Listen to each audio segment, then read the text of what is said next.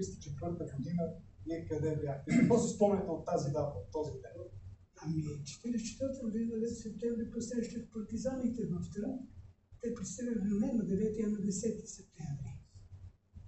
Бригадата на дивизията на Софията с Денчо Запolски. Какво си спомняте от този ден? Как бяха настроени хората в Трън? Ами, улиците бяха пълни, естествено, защото очакваните бяха голями. Отряда беше известен. Те се знаеха, всички партизани се знаеха, защото те бяха между хората, бяха в селата и в града бяха дошли много хора от селата, за да ги посрещат в Трън.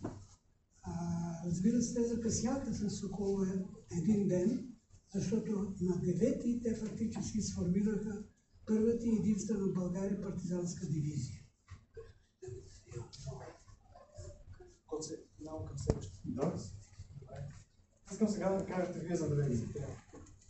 Точно на 9 септември година, първо се демонстрация бригада Христо Ботев беше в село Лозовец, някъде се свека. Порехме 2 дена с сражение с част от войската, която беше в училище. И успокои се обстановката и оттам с камиони на самия 9 септември я привозиха през село Безово до Пловдив. Пловдив, нашия отряд, част от него се настали имаше един учителски синдикат за паметника Геро Михайлов. Тогава беше на друго място.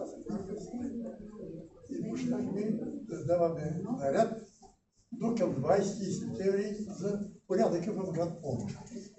Казвате, че преди това сте водили сражения. Какво представляваха тези сражения? Беше част от армията в училището. Ние блокирахме. Извинете, може ли малко по-тихо? Няма как по-тихо. Да почва да идва хора. Разкрете се на сражението. От 2 дена бяхме блокирали масица, исках да влезем там, но тъй като видяха, че вече наближава, така да каже, толкова населен момент 9 септември, и бързо войската се изнесе. До самия 9 септември. И ние завладяхме цялото село. И от селото тръгнахме с камиони за Пловдив. Тъй, че беше последното така овладяване на населено място и да не говорим за точно на 9, не за по-рано. Тъй, че това беше нашето. Да положим по-нататък, има нужда да нашия път отворим за нататък. Друга тема има. Да кажете вие, вас къде си заварите? Ами, в отряда на завари. Аз съм от Горно-Ряховския партизански отряд. Голям отряд. Какво да ви кажа? Коичките, за да ви разкажа. Какво си спомняте тогава, как ви приемаха хората, как протече деня за вас? Хората, някои се плашаха, някои не приемаха. Плашаха се, защото като кажа думата партизанин слиза от Балкана, явно, че това е нещо страхотно. Бяхме, отряда не беше малък, голям отряд.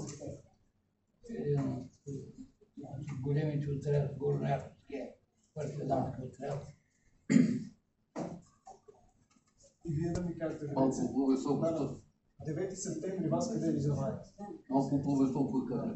9 септември къде ви завари вас? 9 септември ме завари в Македонските планини. Там освобождението беше на 23 ноември 1944 година. Тук искам да обясня нещо, което е много важно за България и за историята.